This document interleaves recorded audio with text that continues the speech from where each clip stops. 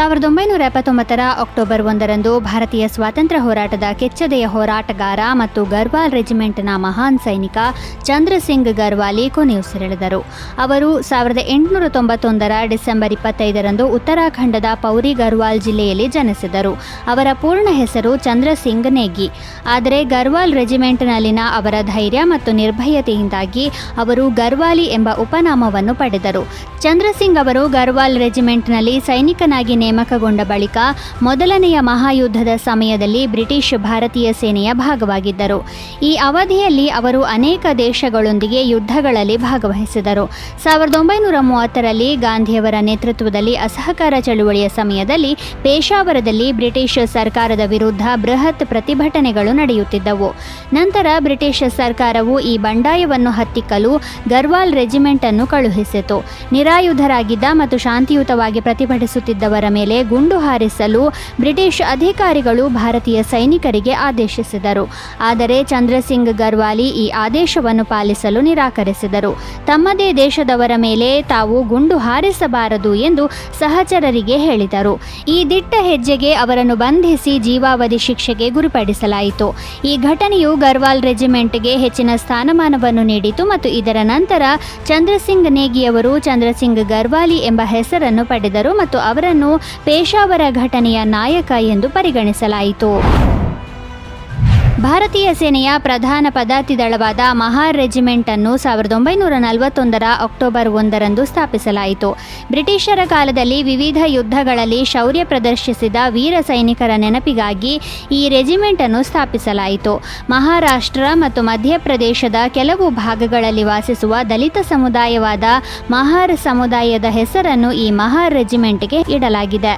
ಬ್ರಿಟಿಷರ ಆಳ್ವಿಕೆಯಲ್ಲಿ ಮಹಾರ್ ಸಮುದಾಯದ ಜನರು ಭಾರತೀಯ ಸೇನೆಯಲ್ಲಿ ಹೆಚ್ಚಿನ ಸಂಖ್ಯೆಯಲ್ಲಿ ನೇಮಕಗೊಂಡರು. 1818ರಲ್ಲಿ ಭೀಮಾ ಕೋರೆಗಾಮ್ ಯುದ್ಧದಲ್ಲಿ ಮಹಾರ್ ರೆಜಿಮೆಂಟ್ನ ಸೈನಿಕರು ಕೆಚ್ಚೆದೆಯಿಂದ ಹೋರಾಡಿ ಗೆದ್ದರು. ಇದು ಇಂದಿಗೂ ಈ ಸಮುದಾಯಕ್ಕೆ ಹೆಮ್ಮೆಯ ಸಂಕೇತವೆಂದು ಪರಿಗಣಿಸಲಾಗಿದೆ. ಈ ರೆಜಿಮೆಂಟ್ 1962ರ ಭಾರತ ಚೀನಾ ಯುದ್ಧ, 1965 ಮತ್ತು 1971ರ ಭಾರತ ಪಾಕಿಸ್ತಾನ ಯುದ್ಧಗಳಲ್ಲಿ ಪ್ರಮುಖ ಪಾತ್ರ ವಹಿಸಿದೆ. ಮಹಾರ್ ರೆಜಿಮೆಂಟ್ನ ಪ್ರಧಾನ ಕಚೇರಿ ಮತ್ತು ತರಬೇತಿ ಕೇಂದ್ರವು ಮಧ್ಯಪ್ರದೇಶದ ಸಾಗರ್ನಲ್ಲಿದೆ. ಇಲ್ಲಿ ಹೊಸ ಸೈನಿಕರಿಗೆ ತರಬೇತಿ ಮತ್ತು ಆಧುನಿಕ ಯುದ್ಧ ತಂತ್ರಗಳ ಬಗ್ಗೆ ಮಾಹಿತಿ ನೀಡಲಾಗುತ್ತದೆ.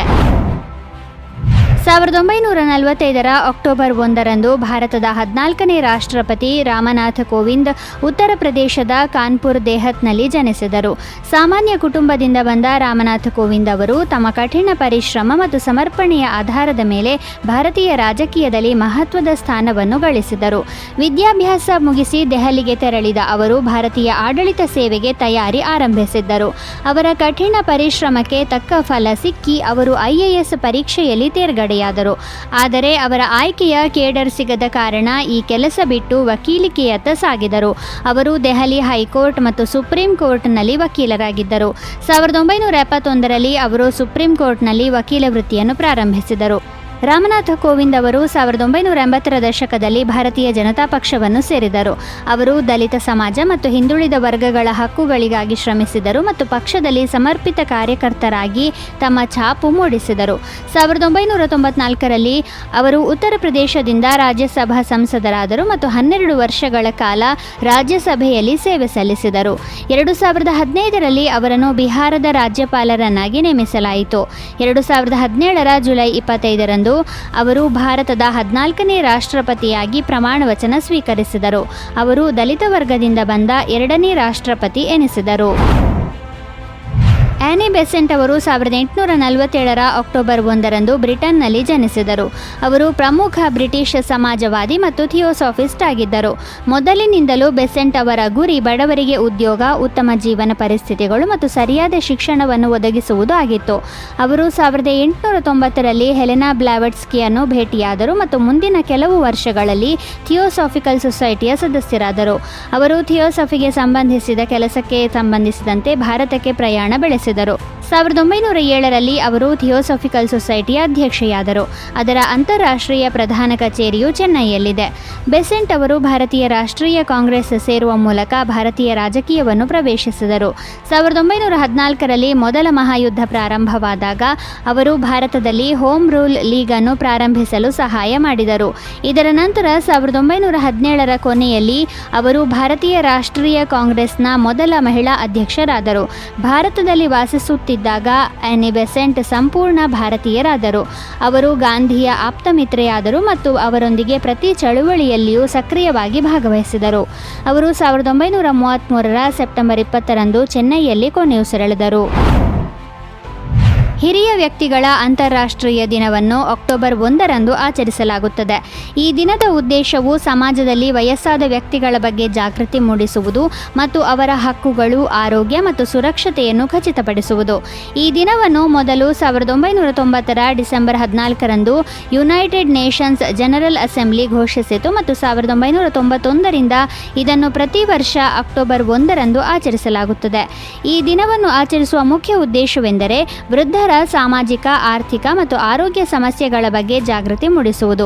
ಈ ದಿನವನ್ನು ಆಚರಿಸುವ ಉದ್ದೇಶವು ವಯಸ್ಸಾದವರನ್ನು ನೋಡಿಕೊಳ್ಳಲು ಮತ್ತು ಅವರ ಹಕ್ಕುಗಳನ್ನು ರಕ್ಷಿಸಲು ನೀತಿಗಳು ಮತ್ತು ಕಾರ್ಯಕ್ರಮಗಳನ್ನು ಉತ್ತೇಜಿಸುವುದನ್ನು ಒಳಗೊಂಡಿದೆ.